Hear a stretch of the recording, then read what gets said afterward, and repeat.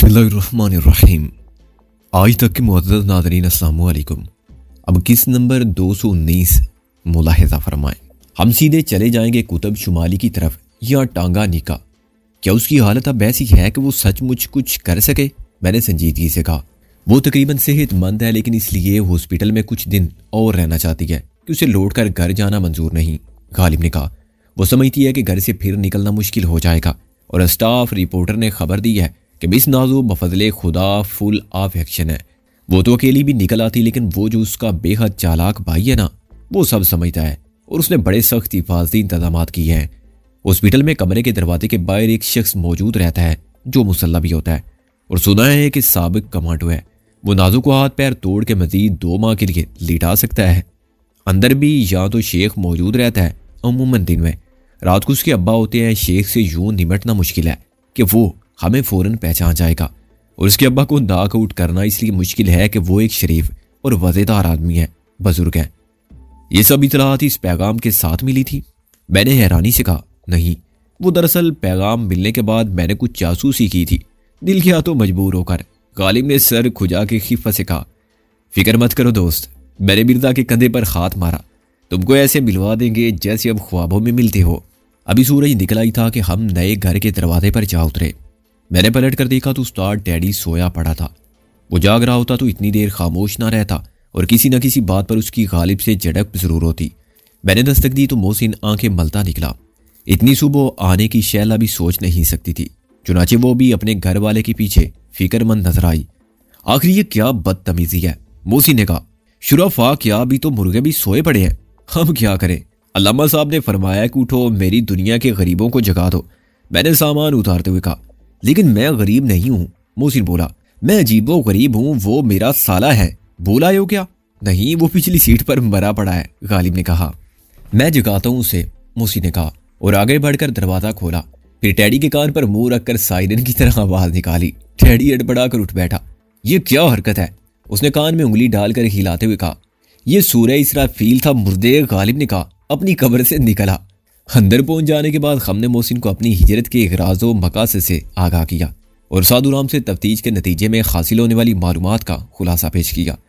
शैला ने फौरन अमूरे खानादारी संभाल लिए थे और हमारे लिए चाय नाश्ते का इंतजाम करने में लग गई। उसे सादुराम से तफ्तीश और उसके अंजाम के बारे में कुछ नहीं सुना, वरना वो ख्वाह मुखात दहशत ज़दा होती। तुम लोग वो सब कुछ वहीं मदफून छोड़ आए? मोहसिन बोला, उस्ताद डैडी का खजाना और वो इंडियन करेंसी। इतना वक्त नहीं था कि उसे खोद कर साथ लाते, मैंने कहा, और फिर अभी इसकी ज़रूरत भी कहाँ है? जब ज़रूरत पड़ेगी निकाल लाएंगे। उसे साथ लिए फिरने का कोई फ़ायदा नहीं है। लेकिन एक चीज़ है जिसे बहरहाल निकाल के लाना है, गालिब ने कहा। वो ज़्यादा मुश्किल काम है। मैं अंसा, माफ़ करना दोस्त, मैं उसे बिल्कुल ही भूल गया था। ये किस चीज़ का जिक्र हो रहा है? मोहसिन बोला। मैंने उसे नाज़ो के पैगाम के बारे में बताया। ये काम तो खतरनाक है, मोहसिन ने कहा। वो लड़की भी बहुत खतरनाक है, मैंने कहा। उसने जो कहा है वो कर दिखाएगी। मौजूदा हालात में वो हमारे लिए बहुत कारआमद साबित हो सकती है। हमें एक ऐसी टीम की ज़रूरत है जो सादुराम से हासिल होने वाली मालूमात की रोशनी में कुछ कर सके। राबिया के निकल जाने से और शैला के ब्याह रचा लेने से MRS का जनाना शोबा खाली पड़ा हुआ है। राबिया का कुछ पता नहीं कि वो फिर कब हमारा साथ देने के काबिल होगी, और शैला को हम साथ रखने के खिलाफ हैं। नाज़ो ही वो लड़की है जो किसी भी खतरनाक मिशन पर हमारे साथ जा सकती है। नाज़ो जैसी लड़की हर मरहले में काम आ सकती है। तुम लोग बहुत खुद गर्ज होकर सोचते हो, गालिब ने कहा। उसे सिर्फ इसलिए लाना चाहते हो कि वो तुम्हारे लिए कारआमद है, इसलिए नहीं कि वो नाज़ो है, और इसलिए नहीं कि मैं चाहता हूँ। वो वैसे भी वहां रुकने वाली नहीं है, मैंने कहा। और जहां तक उसके कारआमद होने का ताल्लुक है तो मिर्जा जी, हम सब एक ही कश्ती के मुसाफिर हैं और सब पार उतर जाएंगे या सब डूब जाएंगे, मगर वक्त आने पर हाथ पैर तो सभी चलाएंगे। अब तुमने ताना दे दिया है तो ख्वाह कुछ भी हो जाए आज उसे ले आएंगे, मोहसिन बोला। लेकिन कैसे? जहां वो कैद है वहां मुहावरे के मुताबिक परिंदा पर नहीं मार सकता, गालिब ने कहा। हम परिंदे नहीं हैं, मोहसिन बोला, और अगर कुछ मारना ही है तो हम पर नहीं मारेंगे, गोली मारते हैं। सुबह सुबह किसको गोली मार रहे हो? शैला नाश्ता लेकर अंदर आई। नाश्ता करते हुए हमने नाज़ो को निकाल लाने का प्लान इत्तफाक राय से मंजूर कर लिया। फिर हम जो रात भर के थके हुए थे सो गए और मोहसिन ज़रूरी इंतजामात करने चला गया। फिलहाल हमने टैक्सी वापस करने का इरादा छोड़ दिया। जब हम सोकर उठे तो मोहसिन वापस आ चुका था। उसने बड़ी मुसर्रत के साथ ऐलान किया कि सब बंदोबस्त हो गया है और खाने के बाद हम ठीक 2 बजे रवाना हो जाएंगे, तो इंशाल्लाह 1 घंटे में लौट आएंगे। शैला ने दोपहर के खाने में भी बड़ा एहतमाम किया। लोग कुछ भी कहे, शादी के फायदे बहुत है सिकंदर बादशाह, मिर्जा गालिब ने कहा। हाँ, बशर्ते कि बीवी नादो जैसी ना हो। मैंने कहा कि साल के 6 महीने आदमी हॉस्पिटल का खाना खाए और साल के बाकी 6 महीने उसे मार खाए, उस्ताद टैडी ने तायद की। तुम दोनों को बोलते हुए शर्म आनी चाहिए, गालिब ने कहा। एक तो खैर से अभी लंडोरे ही फिर रहे हैं, दूसरे को वो पहचानती नहीं है। मेरा ख्याल है वो जानते बूझते ऐसा कर रही है। यादाश्त खो जाने का बहाना है, वरना वो तो पीछा छुड़ाने के लिए ड्रामा कर रही है। ज्यादा बातों का वक्त नहीं था। मैंने मोहसिन और शैला को तैयार हो जाने का सिग्नल दिया।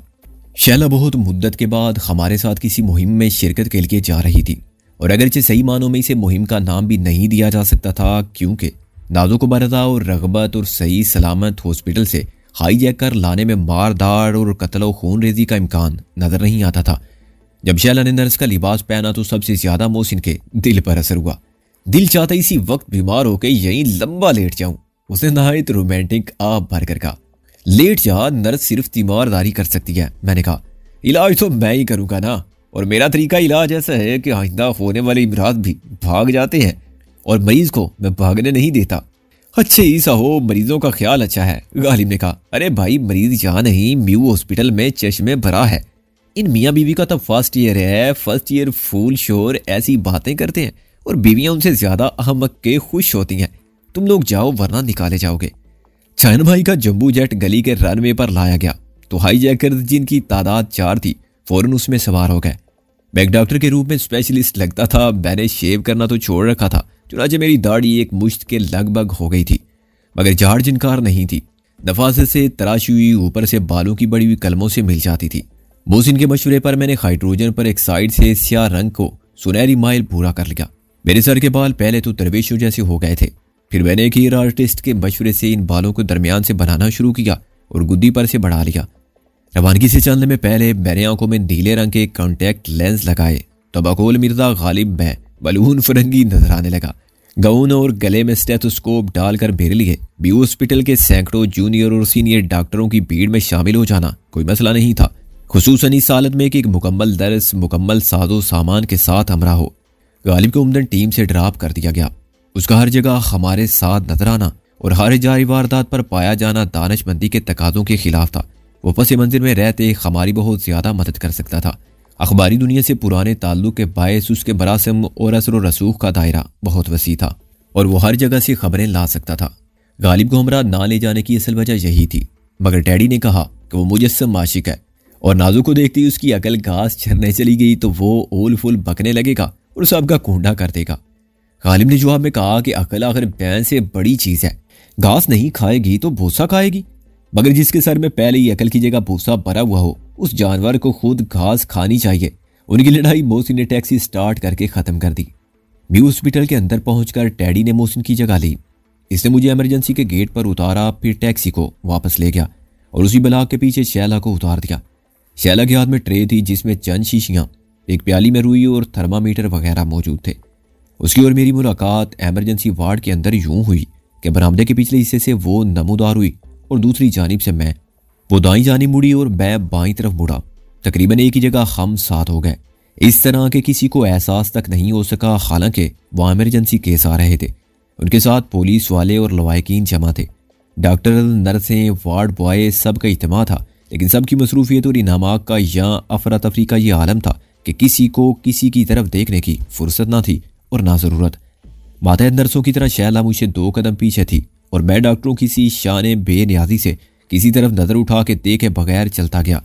हम तीसरे दरवाजे से निकले और उसी तरह ऑर्थोपेडिक यानी हड्डियों के वार्ड तक पहुंच गए। मोहसिन गेट के सामने दरख्त के नीचे गुमसुम था। यूं लगता था कि वो किसी मरीज के साथ आया है जिसकी हालत तशवीशनाक है। चुनाचे वो लौट कर घर भी नहीं जा सकता और मुंतजिर है कि मौका मिले तो नजर बचा के वार्ड का एक चक्कर लगा ले। बाईं जानिब कुछ फासले पर टैडी अपनी खाकी बुश शर्ट और पतलून के साथ पी कैप पहने बिल्कुल टैक्सी ड्राइवरों के अंदाज में बोनेट का सहारा लिए मौजूद था और किसी सवारी का इंतजार करता नजर आता था। मगर वो मोहसिन के इशारे का मुंतजिर था जब उसे टैक्सी को ठीक वार्ड के दरवाजे के सामने सीढ़ियों तक ले जाना था। हमने सर की खफीफ सी जुम्बश से एक दूसरे को सब ठीक है का सिग्नल दिया। फिर मैं शैला के साथ उस वार्ड से गुजरा जो जनरल वार्ड था। 2-4 मरीजों के पास ख्वाह मुखार रुका और उनके बेड साइड पर अवेजा चार्ट वगैरह देखे।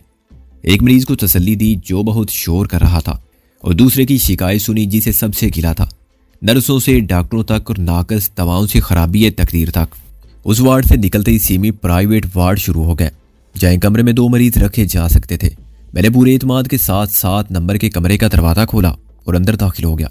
इस वक्त कोई डॉक्टर पहले से मौजूद होता तो मैं अपनी एक झलक दिखाता और सॉरी कहकर दरवाज़ा फिर बंद कर देता।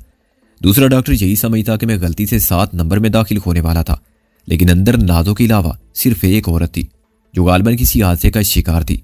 उसकी टूटी हुई टांग पर प्लास्टर था और ये टांग छत से मुअल्लक स्प्रिंग वाले हैंगर में यूं रख दी गई थी कि इसे खफीफ सा झटका भी ना लगे। नाजो बिस्तर पर बैठी हुई थी। एक लम्हे के लिए उसने नर्स और डॉक्टर के आने पर बेजारी के रद्द अमल का इज़हार किया। दूसरे लम्हे में उसने शैलो को पहचान लिया। उसके लबों पर एक मुसर्रत खेद मुस्कुराहट नमूदार हुई और उसने मुझे गौर से देखा। कमरे के बाहर दरवाजे पर बैठे हुए पुलिस के ASI ने हम पर सरसरी निगाह डाली और फिर अखबार देखने लगा। उसके लिए एक डॉक्टर का किसी दर्ज के साथ आना कोई गैर मामूली बात ना थी, और यह पूछना भी जरूरी नहीं था कि हम 2 में से किस मरीज के चेकअप के लिए आए हैं। दूसरी जख्मी औरत ने आंखें खोलकर मुझे देखा और कराने लगी, डॉक्टर साहब बड़ी तकलीफ है टांग में, कमर तख्ता हो गई है, ऊपर से कोई पूछने वाला नहीं, घंटी दबा दबा कर मेरी उंगलियां दर्द करने लगती हैं, कोई पानी पिलाने नहीं आता। उसने एक ही सांस में जाती तकालीफ और मसाइल का रोना शुरू कर दिया। अभी देख लेते हैं आपको बीबी, मैंने नरमी से कहा। इस मरीज को डिस्चार्ज करना है पहले, मुझे तो डॉक्टर साहब सुई लगा दे, कुछ आराम आ जाए। रात फिर नींद नहीं आई। वो उसी तरह बोलती रही, लेकिन मैं नाजो की तरफ मुतवज्जो हो गया। क्या बात है मिस नाडिया, मैंने कहा, तुम्हारे साथ कोई मुहाफिज नहीं है? भाईजान है, उसने अंग्रेजी में जवाब दिया। सिगरेट लेने गए थे, आते ही होंगे। अभी उसका जुमला मुकम्मल ही हुआ था कि शेख अंदर आ गया। मैंने फौरन चालक सिर्फ पलट कर ट्रे में से थर्मामीटर उठा लिया और नाजो के मुंह में लगा दिया। शेख चुपचाप हमारे पीछे कुर्सी पर बैठ गया। मैंने ब्लड प्रेशर चेक करने वाला आला उठाया और बेड साइड पर रखकर नाजो से आस्तीन ऊपर करने को कहा। नाजो ने मुंह बनाते हुए आस्तीन ऊपर कर ली और मैंने माहिर डॉक्टर की तरह उसके बाजू पर पट्टी लपेट कर कस दी जो ब्लड प्रेशर चेक करने वाले आले से मुंसलिक थी। फिर मैंने रबर के गुब्बारे को हाथ से दबा के हवा भरना शुरू की और पारे को उस आले की नाली में चढ़ता देखता रहा। एक खास बुलंदी तक पहुंच जाने के बाद पारा नीचे आने लगा और मैंने हवा को थोड़ा थोड़ा करके निकालते हुए नजर ब्लड प्रेशर की रीडिंग पर रखी। यू आर फाइन मिस नाजरी, मैंने कहा। इस वक्त मेरी आवाज़ भी इतनी बदल गई थी कि शेख उसी तरह बैठा रहा। अंदेशा शहला की तरफ से था, मगर उसने बड़ी होशियारी से अपनी पुश्त इकराम शेख की जानिब रखी। यार ये तो मैं आप लोगों से पहले भी कहती थी, नाज़रीन ने कहा। आपके कहने और हमारे कहने में फ़र्क है, मैंने कहा। फैसला करना डॉक्टर का काम होता है। अभी आपको कमज़ोरी है। ब्लड प्रेशर 110/70 है, जो 120/80 होना चाहिए। वजन कुछ बढ़ाइए। स्लिम रहने के शौक में डाइटिंग का रोग पालने से अनीमिया बढ़ जाएगा। मैं तो बहुत खाती हूँ डॉक्टर साहब, नाजो ने कहा। क्या खाती हो? शेख ने पीछे से कहा। यह भी बता दो, छोले और दही बल्ले, कुल्फी, फालूदा। मैंने नफी में सर हिलाया। बहुत ज़्यादा प्रोटीन होने चाहिए ग़ज़ा में। गोश्त, अंडे, कलेची, सेब का जूस 1 गिलास हर रोज़ पी सकें तो सबसे बेहतर है, मगर मुकम्मल रेस्ट। वैसे किसी चीज़ से परहेज नहीं है। यानी गोल गप्पे, आलू, छोले, दही बल्ले खा सकती हूँ? नाजो ने मुसर्रत से कहा। हाँ, मगर देखिए ये खुराक नहीं है, ज़बान का चिटखारा है, मैंने कहा। दवाएं क्या हैं? मैंने मेज़ पर रखी हुई दवाओं पर एक नज़र डाली और फिर चार्ट पर। एम्पिक्लॉक्स बंद कर दें, आर्ट्रीन कैप्सूल सुबह शाम। दर्द हो तो ये वाली पेन किलर ले लें, वरना ना लें। सर्बैक्स टी 1 कर दें, सिर्फ रात को। आपके साथ कौन है? भाई है मेरे, नाजो ने कहा। मैंने पलट कर देखा और इकराम शेख कुर्सी से उठकर आगे आया। उसने खिलाकर मुझसे हाथ मिलाया। यह सबसे खतरनाक लम्हा था। वो मुझे शनाख्त कर लेता तो मुझे उसका नाक आउट करना पड़ता। इस कार्रवाई पर दूसरी औरत सायरन की तरह चिल्लाने लगी तो उसे भी फौरन खामोश करना जरूरी हो जाता। लेकिन इकराम शेख ने मेरी सूरत से ज्यादा मेरी बात पर तवज्जो दी। उसके ज़हन के किसी गोशे में भी ये शक नहीं था कि मैं कोई जाली डॉक्टर हूँ, वरना वो बहुत ज़हीन और इंतहाई तेज रखने वाला आदमी था। आप इनको घर ले जा सकते हैं, मैंने कहा। ऑफिस से स्लिप बनवा लें, एम्बुलेंस की ज़रूरत नहीं है, ये टैक्सी में भी जा सकती हैं। मेरे पास ट्रांसपोर्ट है, इकराम शेख ने कहा। मैं घर फ़ोन करके वालिद साहब को बुला लेता हूँ। मैंने फ़कत सारी लाया और दूसरी औरत की तरफ मुतवज्जो हो गया। शैला ने यूँ रुख बदला कि वो मेरी ओट में रही। इतनी देर में इकराम शेख भी बाहर जाने के लिए दरवाजे का रुख कर चुका था। मैंने वाजबी सी दिलचस्पी के साथ दूसरे केस को भी देखा। शैला ने नाजो को उठ खड़े होने का इशारा किया। शैला मेरी हिदायत के मुताबिक जख्मी औरत का बीपी चेक करने के लिए उसके बाजू पर पट्टी लपेट रही थी कि मैंने दरवाज़ा खोलकर सर निकाला। इंस्पेक्टर, ये जो साहब अभी निकले हैं, इंस्पेक्टर इकराम शेख, मैंने कहा। ज़रा इसे फ़ौरन बुलाओ, वो एमरजेंसी में गया है डॉक्टर अशरफ के पास। इंस्पेक्टर बादल नखास्ता उठा और पतलून को ऊपर खींचकर मुखालिफ समत में चल पड़ा। कॉरिडोर के आखिरी हिस्से में खड़े हुए मोहसिन ने, जो अब कपड़ों पर लैब असिस्टेंट का सफ़ेद कोट पहन चुका था, एक स्ट्रेचर को धकेल कर आगे लाना शुरू किया। टाइमिंग अभी तक बिल्कुल हमारे प्लान के मुताबिक जारी थी। मोहसिन को दरवाजे पर मुतय्यन पुलिस वाले के हिलते ही आगे आना था। मैंने दरवाज़ा बंद करके नाजो को निकल जाने का इशारा किया। शैला उसे आहिस्ता से कह चुकी थी कि इन्हीं कपड़ों में जाना है और चादर साथ ले जानी है। मैं दोबारा उस जख्मी औरत का मुआयना करने लगा। उसके सराहने बहुत से एक्सरे पड़े हुए थे। मैंने एक एक्सरे को रोशनी का रुख करके देखा। कुदरती तौर पर औरत की नज़र भी इधर ही रही और उसने नाजो को चादर बगल में दबा के चोरों की तरह निकलता नहीं देखा। मुझे मालूम था कि बाहर क्या होगा। नाजो फौरन स्ट्रेचर पर लेट जाएगी और शैला उस पर चादर को यूं फैला देगी जैसे नीचे कोई लाश है। जहाँ जिंदगी और मौत का खेल दिन रात जारी रहता हो, हर रोज़ ऐसे ही दर्जनों अफराद रुखसत किए जाते हों, वहाँ हॉस्पिटल का अमला बिल्कुल मुतवज्जो नहीं होता। उनके लिए वो ज़्यादा काबिल तवज्जो होते हैं जिनके लिए ज़िंदगी की जिद्दोजहद जारी हो। सिर्फ गैर मुतल्लिका अफराद जो मरीजों के लवाकिन होते हैं, इस सफ़र को खौफज़दा नज़रों से देखते हैं और दिल ही दिल में दुआ करते हैं कि उनके अजीज़ या दोस्त की वापसी यूं ना हो। वो भी स्ट्रेचर धकेलने वालों की तरफ नहीं देखते। मैंने औरत को फिर से तसल्ली दी, दरवाजे को अंदर से कुंडी लगाई और खिड़की के रास्ते बाहर कूद गया। इस औरत को पहले तो समझ ही ना आई होगी कि एक मोतबर और संजीदा सूरत डॉक्टर ने ऐसी हरकत क्यों की। अगर उसे दाल में काला महसूस हुआ होगा तो उसने घंटी का बटन दबाना और किसी को पुकारना शुरू किया होगा। इसके सिवा वो कर भी क्या सकती थी। उसके लिए तो बिस्तर से उठना भी महाल था। हॉस्पिटल का अमला इतना मुस्तैद नहीं था कि घंटी सुनते ही आ जाता और दरवाजे पर बैठने वाला ASI कहीं एमरजेंसी वार्ड में शेख को तलाश करता फिर रहा था या किसी डॉक्टर अशरफ को पूछ रहा होगा। अशरफ नाम का डॉक्टर मिल गया तो ज़्यादा मज़े की बात होगी। वो कहेगा कि अभी ASI इकराम शेख आपके पास आया था। डॉक्टर कहेगा कि मैं किसी इकराम शेख को नहीं जानता, तो वो कहेगा कि अच्छा आप चलें 7 नंबर सेमी प्राइवेट में, डॉक्टर साहब बुला रहे हैं। ज़ाहिर डॉक्टर मजीद चिराग पा होगा कि एमरजेंसी का ऑर्थोपेडिक से क्या ताल्लुक है और यहाँ से मैं वहाँ कैसे जा सकता हूँ। कौन है वो डॉक्टर जो मुझे बुला रहा है। ये सब सोचते हुए मैंने खिड़की से दूर होकर ईंटों से बने हुए 3 फुट चौड़े रास्ते पर चलना शुरू कर दिया और फिर सड़क की तरफ मुड़ गया। स्टेथोस्कोप अब मेरे हाथ में था। बहुत से मेडिकल जूनियर तुलबा ने मुझे बिला वजह आदतन सलाम किया। मैं किंग एडवर्ड मेडिकल कॉलेज के गेट की तरफ से बाहर आया और नीला गुंबद तक चलता गया। 10 मिनट तक बेमकसद खड़े रहने के बाद मुझे तशवीश होने लगी। 10 मिनट में टैक्सी को यहाँ पहुँच जाना चाहिए था। अंदेशों ने मुझे घेर लिया।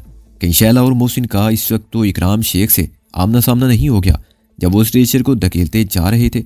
मोहसिन के पहचाने जाने के इम्कानात भी उतने ही थे जितने शैला के। इकराम शेख बेख्याली में तो पास से गुजर जाता मगर कुछ कहा नहीं जा सकता था कि उसके जहन में क्या था। कहीं ये ना हो कि वो मुझे या शैला को पहचान के भी अनजान बना रहा हो और खामोशी से बाहर निकल गया हो ताकि हमारी गिरफ्तारी को यकीनी बनाने के लिए सही इंतजाम कर सके। 15 मिनट बाद मेरी बेचैनी बढ़ गई और मैं हर 10 सेकंड के बाद घड़ी देखने लगा। टैक्सी को 5-7 मिनट में पहुंच जाना चाहिए था, लेकिन टैक्सी दूसरी गाड़ियों की तरह एक मशीन थी जिसके अनगिनत पुर्जे उसे हरकत और कुव्वत देते थे। उनमें से कोई एक फाल पुर्जा खराब हो जाए या टूट जाए तो उसे मामूली वाकया कहा जा सकता है। हादसा ये सिर्फ उनके लिए होता जो टैक्सी में सवार थे। टायर का फ्लैट हो जाना तो आम सी बात थी, मगर वो पहिया बदलने लगते तो इस अमल में 10 मिनट लग जाते और इतनी देर में ताकुब करने वाले आ जाते। मामला मिनटों का था, घंटों का नहीं। 10 मिनट से कम वक्त में ASI वापस लौट आया होगा, जिसे मैंने दरवाजे की पहरेदारी से उठा के एमरजेंसी वार्ड में ख्वारी के लिए भेज दिया था। उसके साथ ही इकराम शेख भी लौटा होगा और अंदर से दरवाज़ा बंद पाने के बाद उन्हें समझने में देर नहीं लगी होगी कि मामला क्या है।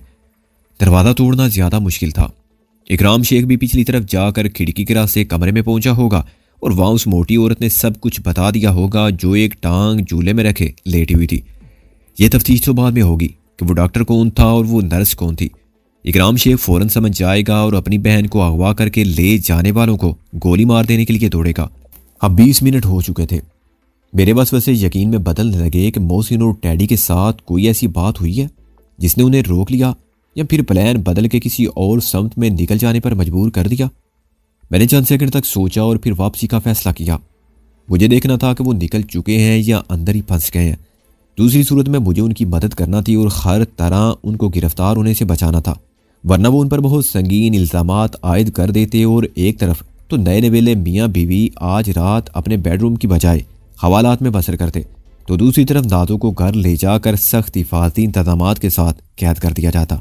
वापस जाते हुए मुझे ये भी ख्याल आया कि इस बार नाजो पकड़ी गई तो वालदैन उसके पागलपन का रवायती इलाज करेंगे, यानी उसे फ़ौरन ब्याह कर अपने घर से उस बला को निकालने में ज़रा देर भी नहीं लगाएंगे, जिसकी वजह से उनकी नाक कटने का शदीद खतरा पैदा हो गया था। टैक्सी वहाँ नहीं थी जहाँ मैंने उसे आखिरी बार देखा था। मैं अंदर की सड़कों से वाकिफ था। टैक्सी अगर उस रास्ते से नहीं आ सकती थी जिधर से मैं आया था, तो ये हो सकता था कि दूसरी तरफ के रास्ते से निकल गई हो। अभी मैं कैंटीन के पीछे पहुंचा ही था कि मैंने टैक्सी को ज़मीन पर बैठा हुआ देख लिया। उसके दोनों पिछले टायर ब्रेस्ट होकर फ्लैट हो चुके थे और गालबन टैक्सी बेकाबू होकर एक दरख्त के तने से टकरा गई थी। टैक्सी के चारों दरवाजे खुले हुए थे और अंदर कोई नहीं था। बाहर 10 गज के फासले पर कुछ लोग एक हल्का बनाए खड़े हुए थे और टैक्सी के पास 2 मुसल्ला पुलिस मैन खड़े सबको दफा हो जाने की तलकीन कर रहे थे। लेकिन तजस्सुस के मारे हुए तमाशा देखने वाले ज्यादा मुस्तकिल मिजाज थे और वहीं जमा थे। ये सूरत हाल देखकर मेरा दिल डूबने लगा, क्योंकि नाजो को बाहिफाजत निकालने का मंसूबा नाकाम हो गया था और मुझे मालूम नहीं था कि हजरातों खवातीन पर क्या बीती है।